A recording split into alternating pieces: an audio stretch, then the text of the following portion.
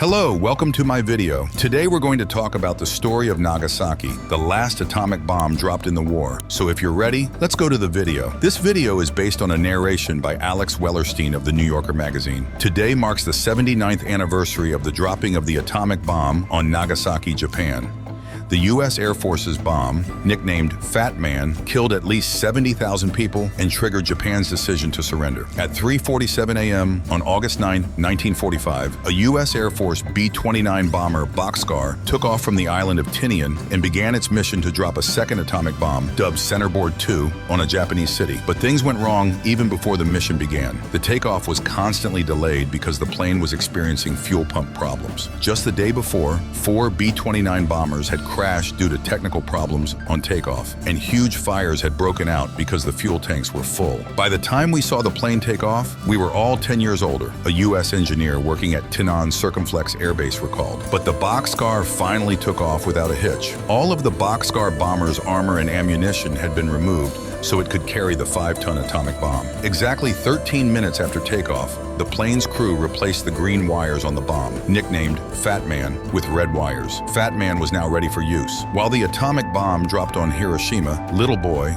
was shaped like a flat cylinder. Fat Man looked like a giant egg. About 1.5 meters high and 3 meters long, the tail of the bomb was designed to prevent the bomb from skidding on its way to its target. Messages from the Boxcar crew were also on the Fat Man, another gift for you, and a second kiss for Hirohito, as the atomic bomb fell on Nagasaki. After a 6-hour flight, Boxcar had reached the small island of Yakushima. Here, 2 more B-29s would meet Boxcar. The first was called the Perfect Artist. Its mission was to measure the power of the atomic bomb. The second plane, Big Stinker, was equipped with camera systems. Its job was to help the Boxcar crew to hit the target, but the Big Stinker never showed up. After 50 minutes of waiting, Boxcar and the Perfect Artist decided to continue on their way. The destination was the city of Kokura, with 178,000 inhabitants. The city was described by U.S. military commanders as one of Japan's largest weapons depots. The orders given to the Boxcar crew were to drop the bomb after seeing the target, without using the radar system. The reason for this order was that radar systems at the time caused large deviations. When Boxcar arrived in the Kokura at 10:45 a.m., he saw a large cloud of smoke over the military structures in the town. This fog,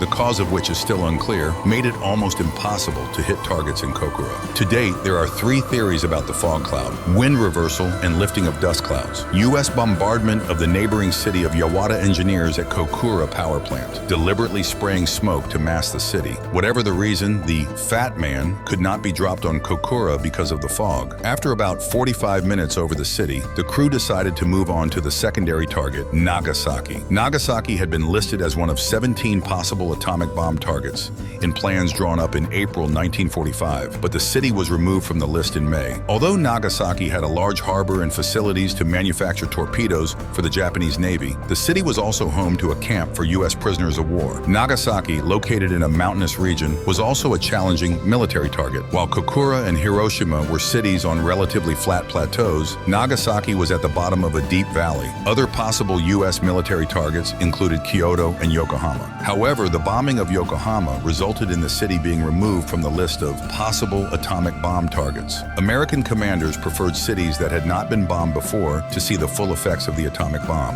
But Nagasaki was not on the list. In fact, the city had been bombed at least 4 times before by the U.S. Air Force. On July 24, 1945, the mission order prepared listed the possible targets as follows: Hiroshima, Kokura, Niigata. According to documents in the U.S. National Archives, someone handwritten an addition to this text, writing "and Nagasaki." However, it is still unknown who made this addition and why. The Boxcar reached the skies over Nagasaki at 11:50 a.m. after a flight of about 8 hours. Crew logs indicated that the plane had enough fuel for less than 2 hours. One of the pilots even wrote, "I wonder if the Pacific is cold," unsure if they could return the plane to a U.S. base. There were also clouds over Nagasaki. The crew of the plane that was going to drop the bomb was looking for the Mitsubishi weapons factory through the gaps allowed by the clouds. 45 seconds after the pilot said he had the target in sight, the Fat Man was dropped from Boxcar. As soon as the bomb left the airplane, the pilot gained altitude and began to move away from the catastrophe that would unfold a few seconds later. The Fat Man fell on Nagasaki at 2 minutes past 12. Footage from the great artist shows the clouds dissipating in the shockwave of the explosion. The fireball, first red in color, turns white and rises. While on the ground there is devastation and catastrophe, the images from the sky show only a horrible smoke rising like a mushroom. But did the crew of the plane really see a target and drop the bomb? There are widespread doubts about this. Nobel Prize-winning physicist Luis Alvarez calls the last-second target sighting story a slightly watered-down version. The bomb hit about a kilometer away from the Mitsubishi torpedo factory. However, this was a long way from the weapons factory, which was the main target. The point where the bomb hit was also the most populated part of Nagasaki. A map prepared by the U.S. military in 1946 shows that the area directly destroyed by the bomb contained many hospitals and schools, as well as a prison. After the bomb, hundreds of thousands of pieces of paper were dropped from U.S. airplanes, this time on Nagasaki. The papers described in Japanese the effects of the atomic bomb and what people could do to mitigate them. Boxcar arrived at Okinawa Air Base at 1:20 p.m. after dropping the bomb. The pilots urgently requested permission to land and received no response. Left with no other choice, the pilots opened the plane's window, fired the flare, and began to hope that bystanders would move away from the runway area. Even though it was a hard landing, the plane managed to land. As the wheels touched the ground, the engine stopped because they ran out of gasoline. Harry Truman, the U.S. president at the time, was not at all happy with the outcome. The U.S. military had amateurishly set targets for a weapon as devastating as the atomic bomb. In late August, Truman wrote in his diary, "The atomic bomb should be used against soldiers, military installations, or navies, not against civilians, women, and children." Truman's Secretary of Commerce, Henry Wallace, also wrote in his diary that President Truman had great remorse. He could not bear the idea of killing 100,000 people at once. He kept saying to himself, all those children. The day after Nagasaki, Truman announced his first decision on the use of the atomic bomb. No atomic bomb will be used without the direct authorization of the president. Since August 9, 1945, atomic bombs have not been used again in wars. Thank you for watching my video. Don't forget to like and subscribe to my channel if you enjoyed the video. See you in the next video.